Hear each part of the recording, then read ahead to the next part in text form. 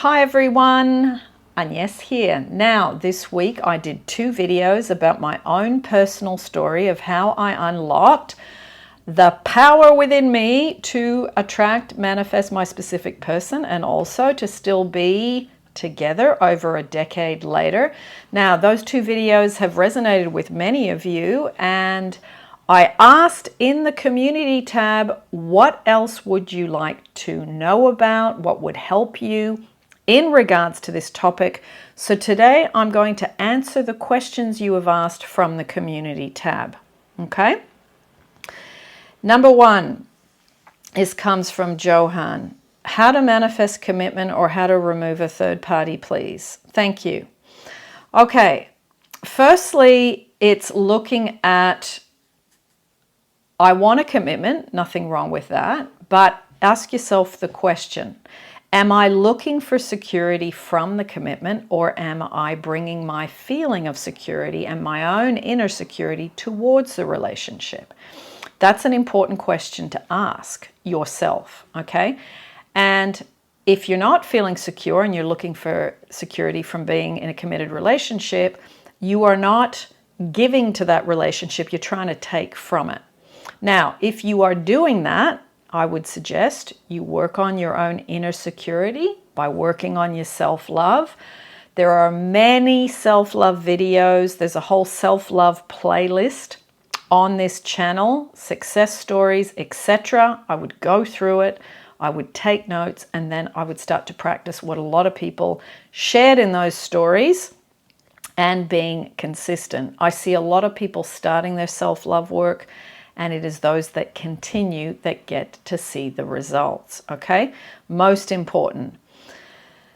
And also, you can do some living in the end, but I would make sure you don't put the cart before the horse, and I would make sure that your self-love is pretty good before you start doing these other techniques, okay? Any other techniques? I was going to suggest living in the end. I think that's a great one. It comes from Neville. Have a look at the Living in the End playlist on this channel as well and work your way through it. Now, in regards to the third party, I would suggest you have a look at the third party playlist. Again, go through it, take some notes. But if you've got a third party, there's a good chance you have got active within you, I'm not good enough and I'm second best. Okay, so that's what you need to work on. I am first best, I am good enough, I am secure. Those are the affirmations you want to work on, and then you build up through working on your self-love, and you let go of trying to get love, because you want to not do that to someone that you love. You want to be in a state of love and take that towards them. Okay? So, I hope that helps, Johan. Monica, you've asked, could you please talk about how we can manifest a non-specific person? Well, Monica, it's actually not that different. You have to be in a state of love, and you have to be good at holding the state of love, and you've got to be free, relaxed, happy, joyful, and not looking to a relationship to make you happy. You've got to bring your happiness, bring your joy, bring your fulfilled life towards a new relationship, and the best way to do it is to be having fun, to feel free, to feel joyful, to feel that you're happy in your own skin. That makes someone extremely attractive, you see. So I would try. Also, there is a playlist on brand new relationship success stories. You can have a look at that. It's on this channel as well. Just put new relationship success stories. Okay? Now, Piku. Third party removal and how not to feel guilty about it, especially when there's a baby in a possible marriage. Well, I would probably step back and not be going down that route. Okay, why? I would say that you have a look at the Golden Rule by Neville Goddard, which is do unto others as you would have them do unto you. Ask yourself, okay, if I was in a situation with someone and there was a possible marriage between me and that person, and there is a baby, would I want someone doing that to my husband or to my partner? The answer is most likely no, so I would not take that route. I would imagine feeling loved, secure, happy, and in a state of love, and I would hand over to source however that shows up, whether it's this person or someone else. I would not send out these types of boomerangs that could come back to you. Okay? David. David Hernandez, of course, perfect timing on these. And yes, my relationship with my person will be undergoing a huge transformation, eliminating a major practical barrier. Of course, I know that I have my own work to do, and that is key. Thank you. Oh, well, that's good. David, you and I have had many conversations, and I know you know about self-love work, and I also know you know about living in the end, and I also know you know about revision and scripting. So if any of those resonate with you, darling, go for it. And there is playlists on all of those, as you know. Maria, you have asked, and yes, can we manifest meeting a partner? Yes, of course. Every time I hear stories of people manifesting love, that is what I wonder, other than dating sites, which I'm detoxing from right now. Maria, before dating sites existed, people met each other, met in supermarkets, they met in common goal, common hobby groups, whether it's a walking group, whether it's a book club, whether it's a, people like to go boating or fishing or whatever. People meet where they have their interests. So I would suggest remembering that life happened before apps and before dating apps. And if they're not for you, and that's totally fine, they're not for everyone, just go and enjoy your hobbies and be open to meeting people. Be relaxed, have a soft, open hand.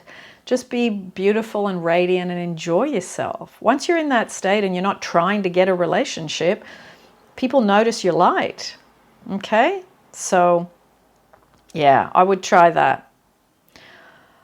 Osmana, please talk about this. Is it worth it to fight for someone who has been married before and have kids? And he's mistreating you. Is it worth it to fight for? Okay, if anyone is mistreating you, I would step away and I would ask myself the question, why do I step into situations where I'm being mistreated? That tells me that my self-love is not good at all and I need to work on it. I wouldn't be fighting for anyone that mistreats me, Osmana, okay? Mistreatment, if you want to step towards that, it tells you something about yourself, that you do not respect yourself, that you're not in a state of self-love if you're allowing that to occur, okay? So is it worth it to fight for? My answer is no, not in this case. The nothing is worth fighting for if you're being mistreated. What you need to fight for is to strengthen your own security, your self-love, and your self-worth, so you do not put yourself in situations where you are being mistreated. Whether someone is married, whether they have kids, whether they've been married, whether they're single, whether they're religious, whether they're political, whether they're, rich, poor, old, young, none of that matters. If you're being mistreated, ask yourself, what am I doing there? And I need to seriously look at what I'm doing, that I'm putting myself in harm, okay? So as hard as that might be, that's my answer, okay? Now, you've put another bit a little bit later. Last year, I met this man. He is everything I wanted. We moved in together about a year now. And recently, I've started thinking negative. I picked up his phone last time, went through his chat, and realized he's cheating on me with 3 more girls.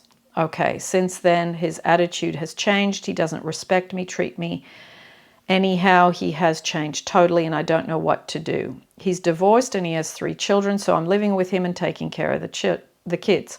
We used to talk about marriage, but now he keeps on telling me he's not going to marry someone like me. I love him so much. He's getting worse these days. Right now I'm confused as what to do. I think it's because he has kids. He doesn't really care anymore. Please, Agnes, what do you think I should do? Either to let go all or keep on. Under the circumstances of what you've said, let go, step away, let him look after his own children. And also, you said, I love him so much. This is not love. Okay, this is being, in a way, treated with high disrespect and being used as a babysitter. So I would highly recommend that you work on your self-love, because when your self-love is good, these decisions are much easier. And if you know this information now, you can't unknow it. I would work on your I'm first best, I'm good enough, I am secure, and I would step away from someone who treats you like this. Again, like the last person, you can't stay in situations where you're being disrespected, emotionally abused, mentally tortured, and expect someone to change. We need to step away, catch our breath, get out of the drama of it all to regroup. Okay? So yeah, I would you said either let go or keep on. This doesn't sound pleasant any way, shape, or form. Now you know what you know. Make decisions for your self-love above loving him. Okay?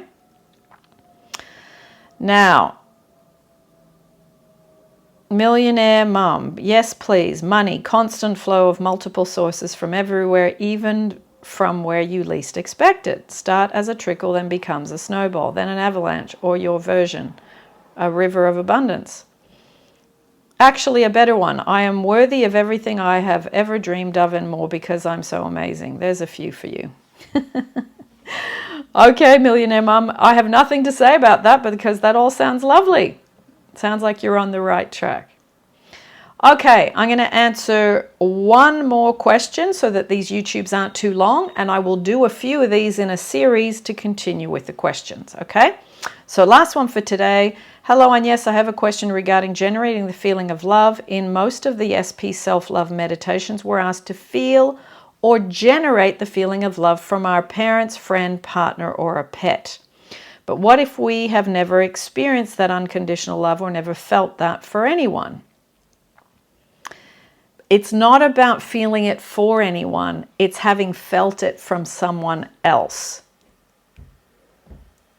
Okay, maybe that might make it a little bit easier, because sometimes we think about the pet, the mother, the father, the sister, the brother, and you instantly feel love because they loved you. But maybe if it's easier, try it that way. Okay, there's different ways around the circle. Now, I will say this. I'll continue your question, then I'll go back.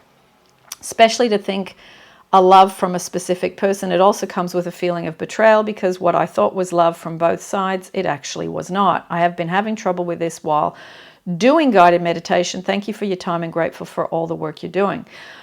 Okay, I would, having read the rest of that, try and let go of maybe try and let go of it coming in your direction, or you sending it to a pet or a person or someone you knew, because that doesn't work for you. And that's all right. I would just practice, may divine love be made alive in me.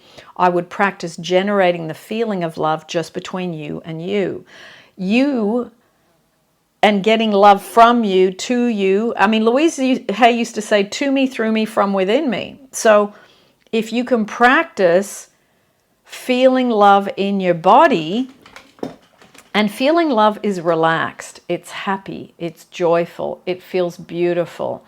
And just do that for yourself, because you are a loving being, and practice it just between you and you. That might be an easier way to go. Okay? Sometimes we can't do things, Moonchild, the way other people do it because of our childhood experiences, and that's okay. You know, it's just finding a way that feels more comfortable, easier to access. I mean, sometimes even just sitting in nature and looking at the amazing flowers and trees and hearing the birds, it's like, wow. I can feel the peace here. I can feel the power of nature, how it grows, how the energy moves, how it sprouts plants, it sprouts grass, it sprouts flowers, it sprouts leaves, and everything just ignites in spring. And then in summer it's in full bloom. What an amazing thing.